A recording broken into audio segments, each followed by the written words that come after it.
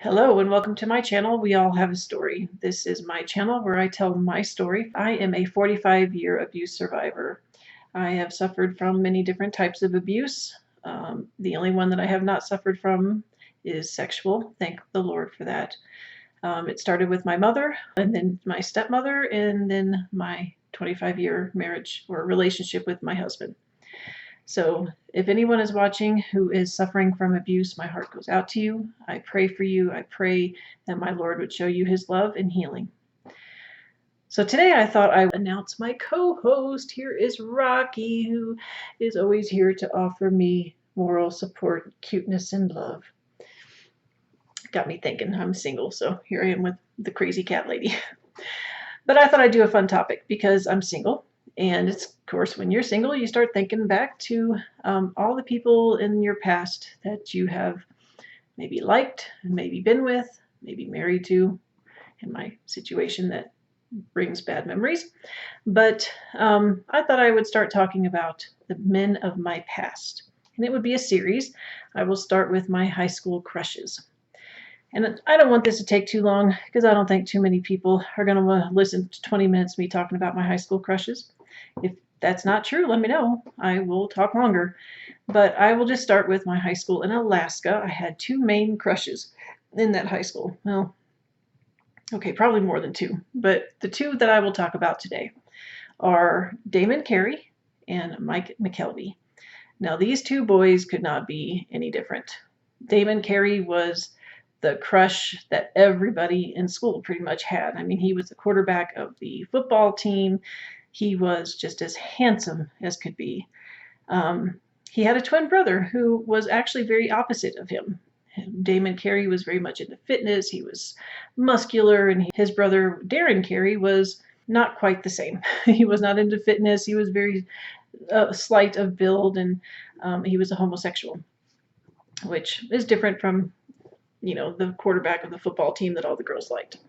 So, but the thing about Damon Carey, which, by the way, he is no longer with us. He passed away a couple of years ago.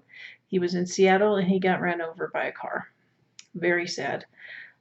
He's not somebody that I was ever friends with. I had one class with him. I sat in front of him in biology class, and I do not know how I passed biology class with Damon Carey sitting behind me.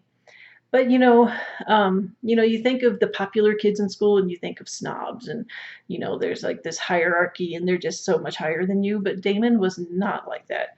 Damon was the sweetest guy. He was a very kind-hearted person. He was actually kind of shy.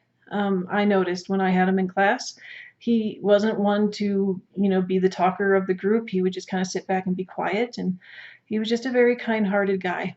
And it made me like him even more, of course. But of course, he was a junior when I was a freshman. But really liked Damon Carey. And after he passed away, after I heard about him passing away, I looked into his life and I found that he married his high school sweetheart and had a child with her. And just kind of had a very, from what I could tell, I don't know, I didn't follow his life until after he passed, and I just kind of did a cursory glance. He seemed to have a very happy life, which made me sad.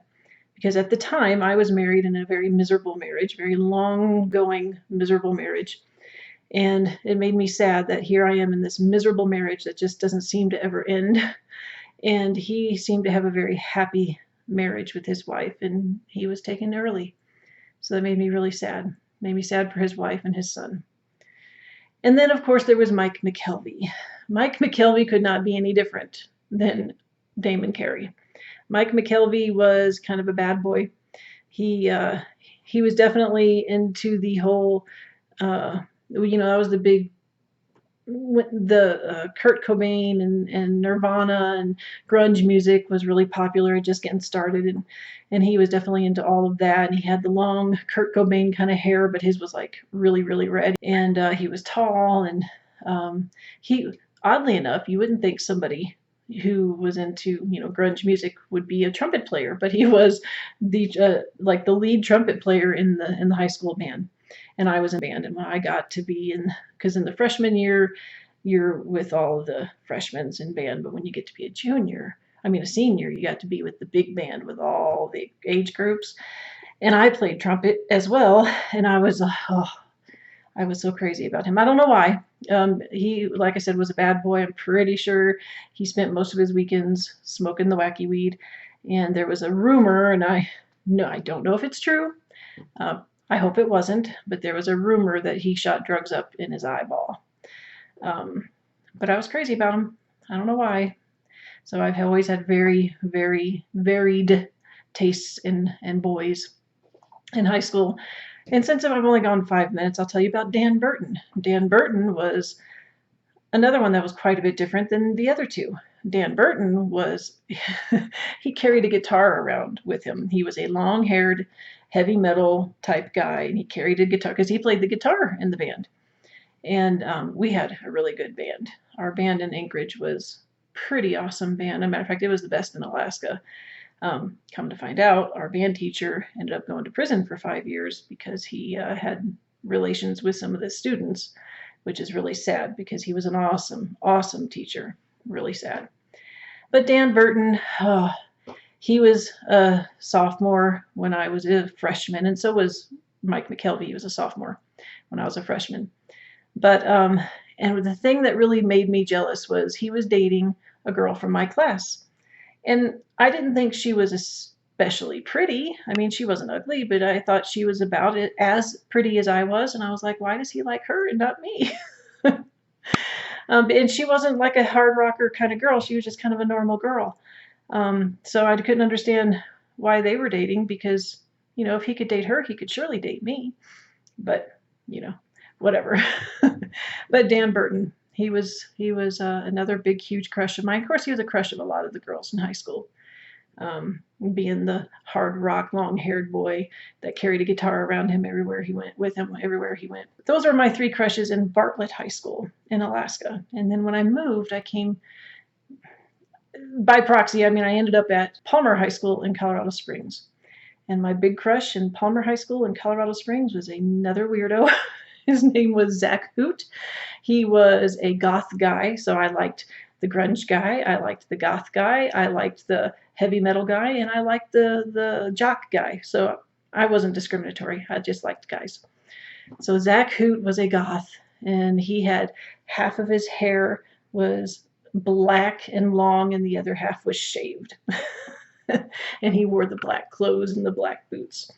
And oh man, I was crazy about him. I actually kind of became friends with him later, and his group of people, because I actually kind of got into the goth scene there when I was a senior in high school and my first year of college. And so I kind of got to know him a little bit, became sort of friends with him. The one thing I do remember about him is after I'd kind of started moving away from that crowd a little bit, people were talking trash about me, and I was told that Zach stood up for me, and that was cool. I thought that was super cool. And I think I actually went and told him, hey, that I appreciate that a lot. So those were my 4 main high school crushes. Just thought it would be a fun topic, something I've been thinking about. I always think about the guys from the past and what they're doing in life and how they are. And so those were my 4 high school crushes. Who were your high school crushes? Do you dare to tell? I don't have a problem telling. If they see this video, then maybe it'll make them feel good about themselves. Damon, unfortunately, cannot see the video. If they don't see it, well, even better, right? So tell me, who were your high school crushes? And, since my channel is about abuse and surviving abuse and healing, this is just one way that I'm healing. Doing a video about something lighthearted. How do you plan to heal today? Tell me. I would like to hear in the comments. And until the next time, when I move on to the next boys in my life, I hope you have a wonderful weekend and a wonderful week, whichever it is that you're going to be experiencing next. And I pray that God will heal you if you've experienced abuse, and I pray that if you've not experienced it, that you don't abuse anybody else. God bless.